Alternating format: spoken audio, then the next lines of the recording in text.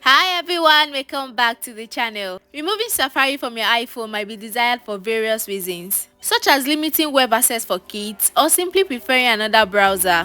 While you can't completely uninstall Safari as it's a built-in app, you can restrict its usage and remove it from your home screen.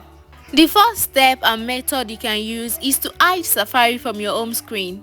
Press and hold Safari icon until a menu appears. Tap on Remove App, then select Remove from Home Screen. This will hide Safari but won't delete it from your iPhone. The next step and method is to restrict Safari using screen time. Open your setting, then scroll and tap on Screen Time. If you haven't set up screen time, tap Turn on screen time and follow the prompt. Next, tap Content and Privacy Restriction. Turn on Content and Privacy Restriction by tapping the toggle switch.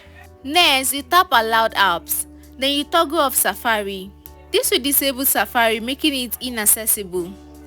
Another method is to disable web browsing. Stay in the Setting app, tap Screen Time, then tap Content and Privacy Restrictions. Next, tap Content Restriction and tap Web Content. Select Limit Adult Websites or Allowed Websites Only.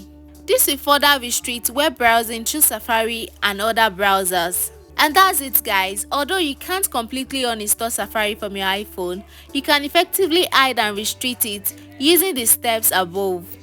This ensures the Safari is not readily accessible and web browsing can be controlled according to your preference.